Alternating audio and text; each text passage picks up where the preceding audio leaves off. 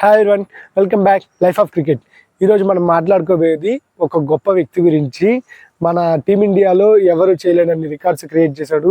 Last 10 years నుంచి ఎంతోమంది కృషి చేసిన వాటన్నిటిని కూడా దాన్ని మించి చేసి ఆ రికార్డ్స్ని ఇంకా బ్లాస్ట్ చేసేంత రేంజ్లో చేశాడు. ద గ్రేటెస్ట్ ఆఫ్ ఆల్ టైమ్గా నిలిచిపోయే కోచ్గా ఉంటాడు. ఇప్పటికే మీకు అర్థమైపోయి ఉంటుంది నేను ఎవరి గురించి మాట్లాడుతున్నాను. ఎవరో కాదు, మన head coach Gautam Gambhir. So Gautam Gambhir మనకి సక్సెస్కి ఇచ్చిన దానికంటే ఫెయిల్ అయిందే ఎక్కువ ఉంది.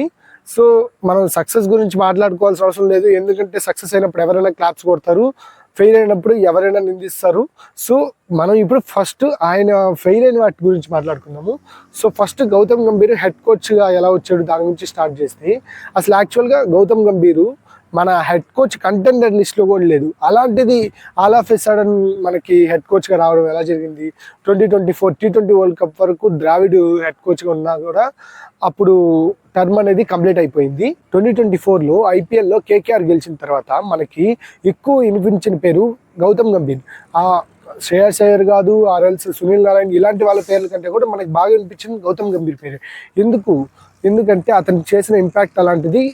ఒప్పుకోవాల్సిందే, కేకేఆర్లో ఖచ్చితంగా కప్పు గెలవడంలో గౌతమ్ గంభీర్ పాత్ర అయితే ఉంది.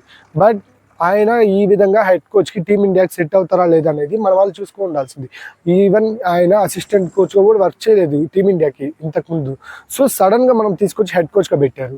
అలా వచ్చిన గంభీర్కి ఎటువంటి ప్రాబ్లం అనేది లేదు టీంలో, ఎందుకంటే ఆల్రెడీ టీమ్స్ అనేటివి సెట్ అయిపోయినాయి.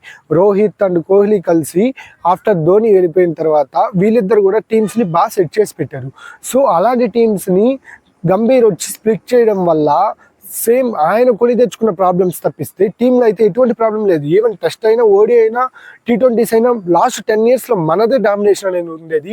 ఈవెన్ మీరు చెక్ చేసుకుంటే వన్డేస్లో కూడా అన్ని టీమ్స్ కంటే కూడా మనదే ఎక్కువ విన్ పర్సంటేజ్ అనేది ఉండేది. ఈవెన్ ఆస్ట్రేలియా మీద కూడా ఆఫ్టర్ 2011 వరల్డ్ కప్ తర్వాత గౌతమ్ గంభీర్ హెడ్ కోచ్గా స్టార్ట్ అయింది ODIs వర్సెస్ శ్రీలంక. దీనికి అడ్వాంటేజ్ ఏంటంటే ఓడిఐస్కి అగెన్స్ట్గా మనకి రోహిత్ శర్మ కానీ, విరాట్ కోహ్లీ కానీ ఎన్నో సెంచరీస్, ఎన్నో రన్స్ అనేవి స్కోర్ చేసి పెట్టున్నారు. ఆల్రెడీ మంచి ఫామ్లో ఉన్న team India and also out of ఫామ్లో ఉన్న శ్రీలంక 3-0 అనేది చాలా ఈజీ. బట్ స్క్రిప్ట్ అనేది వేరేలా అయిపోయింది.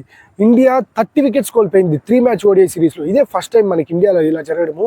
ఆఫ్టర్ 47 years తర్వాత ఇండియా ఒక ఇయర్ మొత్తంలో ఒక్క మ్యాచ్ కూడా గెలవకపోవడం ఇదే ఫస్ట్ టైం జరిగింది. అండ్ ఆల్సో 27 years తర్వాత శ్రీలంకతో మనం బైలేటరల్ సిరీస్ అనేది ఓడిపోయాము. ఇవన్నీ జరిగింది గంభీర్ వచ్చిన ఫస్ట్ సిరీస్లోనే జరిగాయి. ఇవన్నీ గంభీర్ని క్వశ్చన్ చేయడానికి చాలా టైం అనేది పట్టలేదు, ఎందుకంటే ఫస్ట్ బంగ్లాదేశ్ సిరీస్ అనేది టెస్ట్ సిరీస్ జరిగింది. 2 matches కూడా ఇండియా చాలా డామినేట్ చేసింది.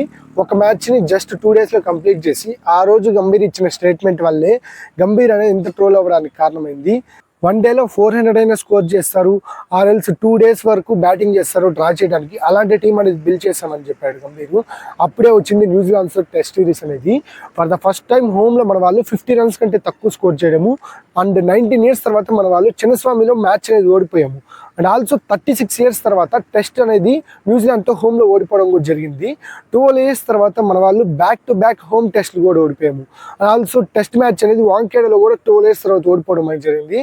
ఆఫ్టర్ 12 years మన వాళ్ళు హోమ్ టెస్ట్ సిరీస్ కూడా ఓడిపోవడం జరిగింది. ఆ వాంఖేడేలో మనము జస్ట్ 147 runs అనేది చేస్ చేయలేక ఓడిపోయాము. ఇది ఫస్ట్ టైం మన వాళ్ళు 200 కంటే తక్కువ టార్గెట్ని హోమ్లో చేస్ చేయకుండా ఓడిపోవడం అనేది జరగడం. And also for the first time మనము టెస్ట్లో వైట్ వాష్ 3-0గా ఓడిపోవడం హోమ్ టెస్ట్ సిరీస్లో ఇదే జరిగింది. ఇంతకుముందు ఎప్పుడూ జరగలేదు. అప్పటి వరకు వరల్డ్ టెస్ట్ ఛాంపియన్షిప్లో నెంబర్ 1గా ఫైనలిస్ట్లో టాప్ కంటెండర్గా ఉన్న మనము వరల్డ్ టెస్ట్ ఛాంపియన్షిప్కి డౌట్ అయిపోయింది. అప్పుడే మనకి బీజీటీ కూడా వస్తుంది. సో ఈ టీంతో మన వాళ్ళు అక్కడికి వెళ్ళి ఎలా పర్ఫామ్ చేస్తారు? ఓకే, ఆల్రెడీ బీజీటీని మనం లాస్ట్ 10 yearsలో ఓడిపోలేదు అనుకుని ఒక స్ట్రాంగ్ పొజిషన్లో వెళ్ళాము. బట్ అక్కడ కూడా మనకి ఒక చేదు జ్ఞాపకం అనేది మిగిలింది. బీజీటీలో మన వాళ్ళు వెళ్ళినప్పుడు ఫస్ట్ మ్యాచ్ గెలవడంతో మనకి హోప్స్ అనేవి చాలా పెరిగాయి. బట్ అప్పుడే స్టార్ట్ అయింది. 13 years తర్వాత మనం మెల్బోర్న్లో టెస్ట్ అనేది ఓడిపోవడం జరిగింది. అండ్ ఆల్సో 10 years తర్వాత back to back test series ఓడిపోయాం బీజీటీలో. అండ్ ఆల్సో బీజీటీ ఓడిపోయాము. అక్కడితో మనకి WTCకి వెళ్ళే ఛాన్సెస్ అనేవి కంప్లీట్గా క్లోజ్ అయిపోయాయి.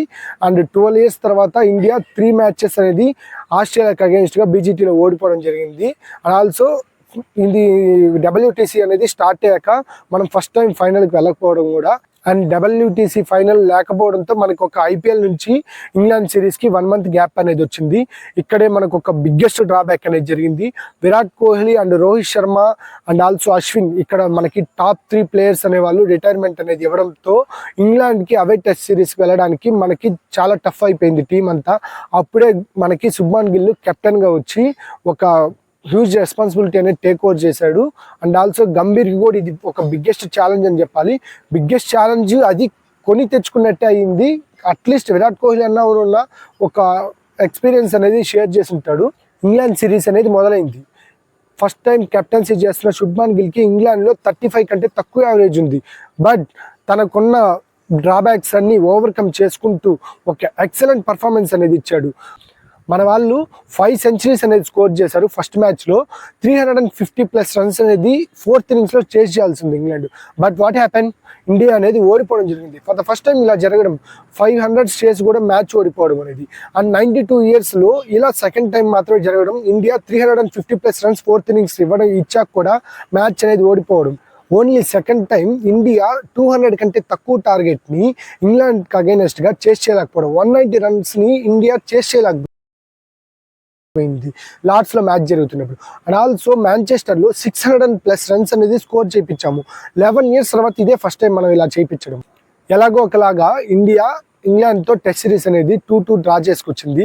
ఆ ఫైనల్ మ్యాచ్ గెలవడానికి రీజన్ ఎవరనేది కూడా అందరికీ తెలుసు. సిరాజ్ ఒక ఎక్సలెంట్ డెలివరీ చేసి ఆల్మోస్ట్ ఇంగ్లాండ్ గెలవాల్సిన మ్యాచ్ని మన వైపు తీసుకొచ్చాడు. And next ODI series versus Australia. After 11 long years తర్వాత మనము అదిలాయిడ్లో ODI అనేది ఓడిపోయాము. అప్పటి వరకు ఇంతవరకు ఓడిపోలేదు. అండ్ నెక్స్ట్ సౌత్ ఆఫ్రికాతో టెస్ట్ సిరీస్ 124 రన్స్ అనేది చేస్ చేయలేక మనం ఓడిపోయాము. ఇది ఇండియాకి హోమ్లో ఇది లోయెస్ట్ స్కోర్ చేస్ చేయడానికి.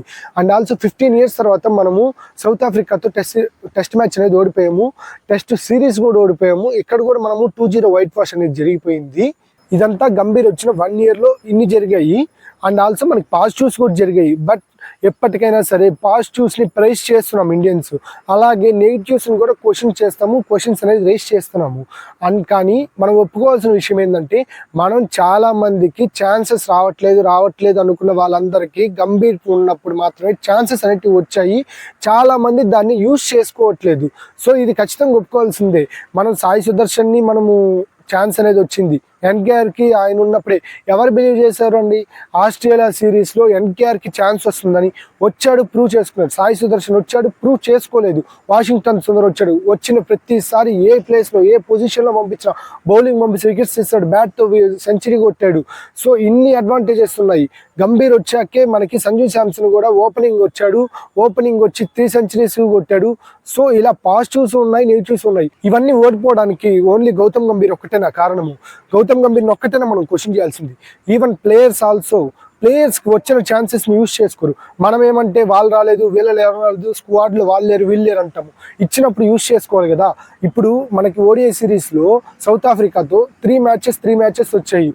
జైస్వాల్కి అండ్ గైక్వాడ్కి ఇద్దరు ఒక్కో సెంచరీ చేసుకున్నారు. బట్ మనకి ఎక్స్పీరియన్స్ ప్లేయర్స్ నుంచి 2 50s వచ్చాయి. రోహిత్ శర్మ నుంచి 2 centuries వచ్చాయి. కోహ్లీ నుంచి 2 half centuries వచ్చాయి. ఫినిషింగ్లో KL రాహుల్ నుంచి.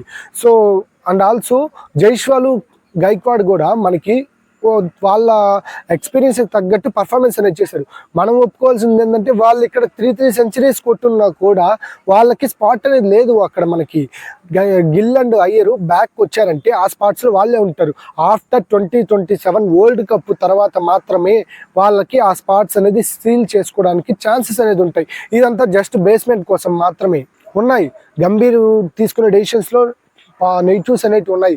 బట్ ఏంటంటే, గంభీర్ వల్ల మాత్రమే ఇదంతా జరిగిందంటే ఖచ్చితంగా నాట్ యాక్సెప్టబుల్. ఇది ప్లేయర్స్ నుంచి కూడా ఎవరి నుంచి కాంట్రిబ్యూషన్ అనేది ప్రాపర్గా ఉండట్లేదు. సో వాళ్ళ మధ్య కమ్యూనికేషన్ అనేది ప్రాపర్గా ఉండట్లేదు. సో ఇది టీము అండ్ మేనేజ్మెంట్ అందరూ కలిసి డెసిషన్ అనేది తీసుకోవాల్సింది. ఇండియా బ్యాక్ టు ఫామ్ రావాలని నేను కోరుకుంటున్నాను. దానికి BCCI ఎటువంటి స్ట్రాటజీ చూస్ చేస్తుంది, గంభీర్ని కోచ్గా ఉంచుతారా లేదా చేంజ్ చేస్తారో ముందు చూడాల్సింది. సో గంభీర్ కోచింగ్ మీద మీరు ఇచ్చే రేటింగ్ ఏందో కామెంట్ చేయండి. Thank you for watching. నేను ఇస్తున్న ఈ ఇన్ఫర్మేషన్ మీకు నచ్చినట్టయితే లైక్, షేర్ అండ్ సబ్స్క్రైబ్ చేయండి. నేను ఇంకా ఇలాంటి మంచి ఇన్ఫర్మేషన్ వీడియోస్ మీ దగ్గరికి తీసుకొస్తాను. క్రికెట్ని లవ్ చేసే వాళ్ళందరికీ నా సైడ్ నుంచి నా ఇన్ఫర్మేషన్ మీకు అందిస్తాను.